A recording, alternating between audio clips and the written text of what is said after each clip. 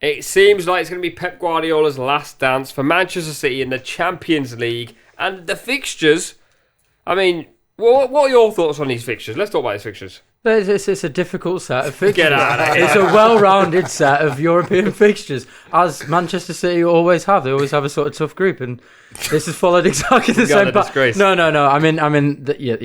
They're quite easy. I just did a Frank Lampard there, going from laughing to serious. But you would expect City to come away with some very positive results here. They've got Inter at home, Bratislava away, Prague, Sporting Lisbon, Feyenoord, Juventus, PSG, and Club Brugge. I think City are quite heavily favourites in every single one of those games. And I'd be very, very surprised if they don't come out in that top 8 of the group table. I think, as you mentioned, Pep's last dance, I think we spoke at the beginning of this season, actually, about who's going to win the league. And a lot of the narrative around City was, can they do it again? Because they did 4 in a row. That was the whole difficult thing. That was the motivating factor. Before then, it was, can we be the second team to do the treble? That was the motivating factor.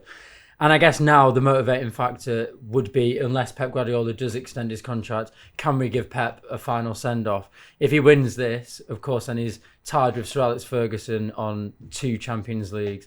And I think that's going to be the motivating factor for City. I think, apart from Real Madrid, I think if Real Madrid weren't in the tournament, you'd be thinking City are massive favourites. I think that Real Madrid are probably the only team who can come up against City on their day and beat them. So it's going to be an interesting one to see what happens. I think the Fergie topic is interesting because obviously if he was to win this Champions League with Man City, he'd have won 2. Fergie won 2 at Manchester United as well. Would that make him potentially the undisputed greatest manager of all time? Because it's an interesting debate. I actually think like Manchester United fans really believe Fergie is the greatest, and you have to give Fergie his praise. He was around for so many years, but we're never going to see that again.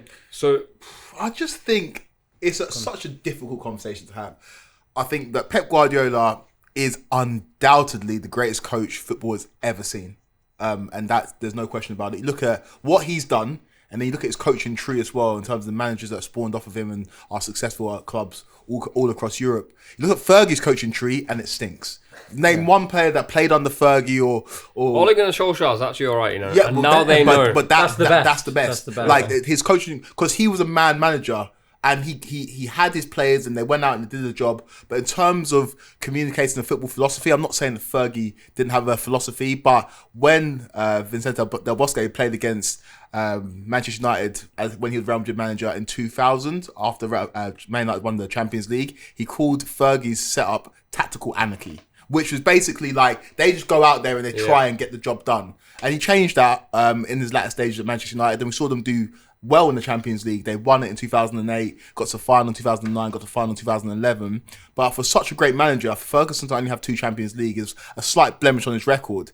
When you look at Pep Guardiola, though, for a manager who has been so dominant when it comes to league football, there's only been, I think, 3 managers in the history of football that have taken league titles off Guardiola. That's Antonio Conte in Pep's first season in England. That's Jurgen Klopp as well in the 1920 season. And Jose Mourinho got 1 at Real Madrid. And Guardiola's been a manager for 17 seasons. He's won so much wherever he's gone, but he's only got 3 Champions Leagues. 2 of them were the greatest footballer of all time, and the third one was at Man City, the treble, which I think was his most impressive. And so I think for him and his legacy, I think he doesn't need another one. He doesn't need anything. He's one of the greatest of all time. But I think that he knows, looking at it, that he probably should have won more Champions League. Because if you look at those campaigns as well, every single one of those seasons, maybe barring 1 or 2, his team goes in as favourites of that competition. Yeah. And to only have 3, I think he will look at that as a slight gap in his resume. I think it's just an incredibly difficult trophy to win, and that's why Sir Alex Ferguson only won 2, and that's why Pep Guardiola's only won 2 so far. I think the debate around Sir Alex Ferguson and Pep Guardiola, it frustrates me a little bit. And obviously I am a City fan, so I'm going to back Pep. The far-reaching football philosophy that Guardiola has instilled has infected the entirety of football. We might get frustrated about it sometimes. You get frustrated about it? No. And I agree that sometimes it might make certain games a little bit more boring. But he has changed football.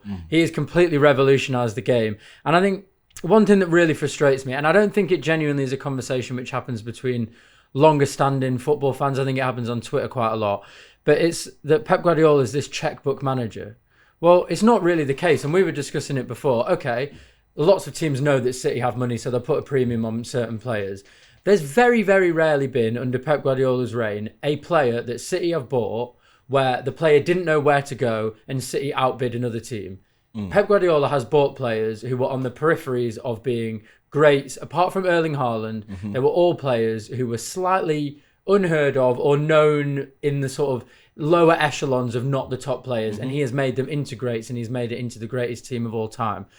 Sir Alex Ferguson, if we're being completely honest, is far more of that checkbook manager. There was not a general philosophy of football that he stuck to. As you mentioned, he had one set formation, and more often than not, he would buy very expensive players to fit into those positions, and that's why Manchester United won trophies. So I find it a bit disrespectful to Guardiola to even have the conversation. Is it the same debate, philosophy and greatness? Like, I agree. I actually completely agree that I'm from that era. Manchester United didn't play attractive football all the time. They had what I think a lot of people sort of like beat Guardiola with a little bit, is the greatest players who do great things on occasions when they needed them to. But then I don't think that translates to anyone being a bad manager. I actually genuinely think the comparison in terms of philosophies and coaches is between Klopp and Fergie. But obviously Klopp is not as successful, but in terms of like ideas and what they wanted to achieve with their teams, they're basically pretty identical, both really good man managers. That's where I put Guardiola like above all of that and go like, he is a great man manager that he doesn't get that much praise for it. Yeah. He's the best coach, the best philosophy. And obviously there's the argument about, has he always had the best players? I think yes, but some of those he's developed as well. Yeah. But then you could argue Fergie also developed Beckham, Giggs, Gary Neville. Rio was already brilliant to be fair. Ronaldo. Okay, this is where we are going to disagree.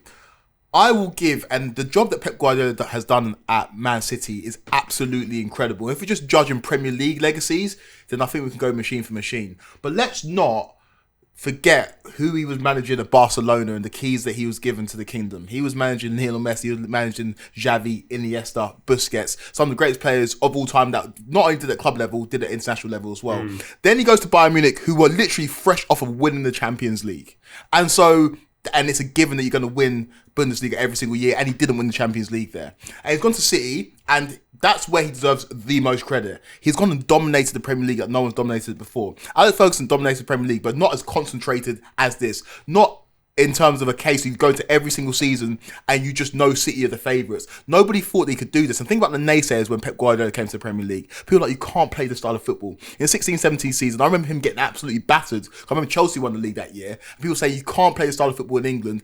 And he changed the face of English football. You go and watch non-league games now and keepers are playing with their feet. You would never seen that before Pep Guardiola. So in terms of like transformative effect on football, I'd give that to Pep Guardiola. But in terms of just resume, Fergie, when he took over Manchester United, they were not a juggernaut. He built it from the ground up and earned the right to spend that money. Man United weren't the most commercially successful club in the world when Fergie took over. He built that. And so when you call him a checkbook manager, I think that's very, very harsh because he built Manchester United into what they were. Pep Guardiola did take over a City team that 2 years prior did win the Premier League. Then the debate comes to this whole Champions League thing. If Guardiola wins the Champions League this year, he's now level on Champions Leagues with Fergie. He has obviously won more because of Barcelona.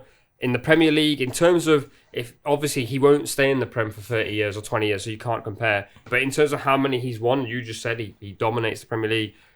Does he have to win this Champions League to be concerned? Apart from with you and I, the wider public goes, he is the greatest. I think with Guardiola, I think that the sort of discourse that there has been, I think almost nothing that he can do will win over the people who don't want to be won over. And your argument there is very retrospective. He had Xavi, Iniesta and Messi. Who would Xavi, Iniesta, Busquets and Messi be without Guardiola? He makes everyone better. Now the whole thing is, oh, well, of course he won the league. He's got Kevin De Bruyne. Kevin De Bruyne, the £50 million flop, who everyone laughed at Guardiola for buying. But that's what everything is retrospective when it comes to Guardiola. We're aligned though. The job he's done at Man City, I will never denigrate that because nobody thought that this is possible in the Premier League. Not one person thought they could come and do this in the Premier League. But if we're talking about the job he did at Barcelona and we're talking about the job that he did at Bayern Munich, Barcelona won the Champions League before Pep Guardiola in 2006. He took over in 2008. They were still a very good team that had the greatest player of all time already, Lionel Messi. he joined the Bayern Munich team that literally the year before won the Champions League, and he brings in Lewandowski and doesn't win the Champions League in his 3 or 4 seasons there. And then he goes to Man City and he changes the game. And I'll give him credit for that, because like you mentioned, not once apart from bringing in Erling Haaland did Man City sign a player that we thought, oh, he is the greatest player in the world. Yeah. He's made these players. Nathan Ake was...